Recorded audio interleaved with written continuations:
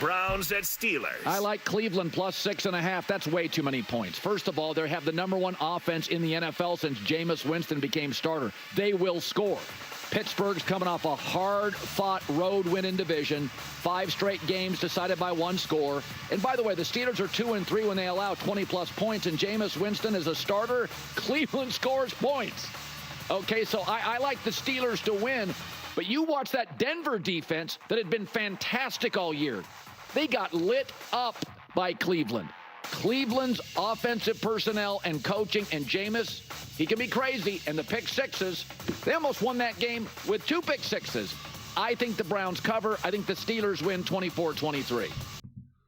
Yeah, this is one of those sneaky, juicy games. I think it's tough when you have divisional games like this, and divisional games often are close and stuff like that. But when you have a team that's actually a legitimate top team in the NFL, like the Steelers, and now they're going up against the Browns, who obviously are not a good team this year, it's less interesting, even if it's a close, tight game, because the stakes, it matters more when the stakes are there, right? When the Eagles had a couple close games against the Commanders last year, right? Obviously division rivals as well, but the Commanders had no chance of doing anything in the play, getting to the playoffs, whatever. So it just didn't matter. There was a close game with the Eagles versus the Giants, and it's maybe if you're a diehard Eagles fan or a diehard Giants fan, you can get into it, but it's it matters more when there's actual stakes for both teams. It's just a more entertaining product when you see the Cowboys versus the Eagles. Both teams were now fighting to win the division, fighting for playoff seeding, home field advantage. It just matters more. It just hits differently.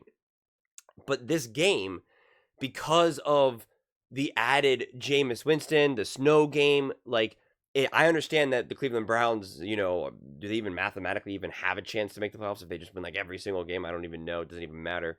But it just does add a little bit different of a layer to this, because there is the feeling that, what if Jameis Winston was the quarterback from day one? Would this team, this team would most definitely have more wins.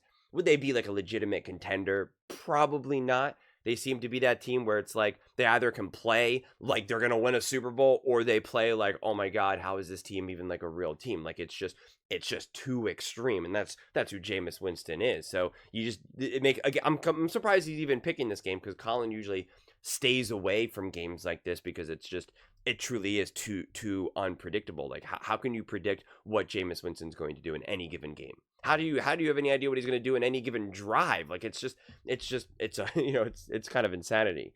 But in a way, that's what makes this game more exciting, honestly, because you just don't know what you're going to expect. I expect Joe Burrow to ball out, right? I expect that. I expect, when the Pittsburgh Steelers are playing Joe Burrow, that you're going to get a great high-powered game. So yeah, I think the Steelers, obviously, and to be clear, I'm looking at this through the lens of nothing to do with the spread and anything like that. I don't do that. I don't care about that. I'm just using this more as a jumping off point to talk about this game more than anything. And also because, posting these clips is always fun. Because then on Sunday, depending on how it goes, people kind of go off and either do victory laps or get very angry. But so, I have to imagine that the Steelers most definitely want to send a message from last game, right? There were already talks, we lost that game because of the weather, the snow, this, that, and the third. I do think the Steelers got too cute, so to speak, against that game. I think they made concrete coaching mistakes that I really found, kind of absurd. Don't know why they did it. And so I feel like there is going to be that kind of redemption quality. And I think, Colin's having this game close. I'm not sure if he said this. I don't know if he was expecting this game to legitimately feel close throughout the game, or if it was just going to be close just because, hey, they're up by, whatever. And in the final minute, the Browns are able to score a touchdown, but it's pretty much meaningless. And now they have to try an all-insides kick and that whole song and dance. But I really feel and again, I know that it's within the division. It does feel like that and I've been saying this now about the Pittsburgh Steelers, that I think that they are a true contender. I do want to see more of these games. I want to continue to see games that get stacked where it's just like you come away from that game and go, "Yep, Pittsburgh Steelers. Yep. Yep." Because if they have a close game like this, they'll continue to use it against them. Even though technically it was close between the Lions and the Packers, and the Lions and the Vikings, and the Eagles haven't had any close divisional games. The Chiefs and the Broncos. And depending on who you're talking to, depending on who you're listening to, they'll either use that against them or they'll just explain it away. I have slightly more strict standards, and I try to be as consistent as I possibly can. I try to remember my own parameters that I put on when evaluating a team, although it does change from team to team because there's different expectations, different style of play, kind of different everything, different level of competition, who they're playing against. Playing against the Packers and the Lions is not the same as the Steelers playing the Browns. So I just expect if the Steelers are going to truly, and I don't mean one of those just kind of like, well, of course they're technically a contender, they're the top 3 seed in the AFC, like of course they have a chance. Like I mean like truly, because I made a whole video talking about are the Steelers contenders, and I argue that they are. And, someone said, no, it's not a shock that they're not a contender. Who you got, Steelers or Bills? Bills. Who you got, Steelers or Chiefs? Chiefs. It would be more shocking for the Steelers to win those games than for them, to lose those games.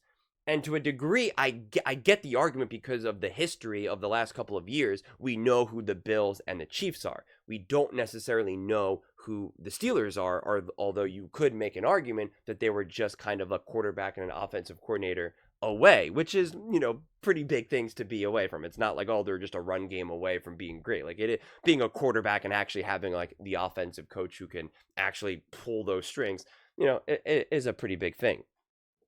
But I still think, though, that the Steelers are still in a position to kind of solidify themselves as real contenders, where if now they are playing against the Chiefs or the Bills or any other team out there, that it's not like you actually like, and if you're truly like an unbiased, person looking at through this lens, like you actually are going to be like, no, I think the Steelers are going to beat the Chiefs, or no, I think the Steelers have the firepower to, stop Josh Allen, and like you could like start to really solidify those arguments.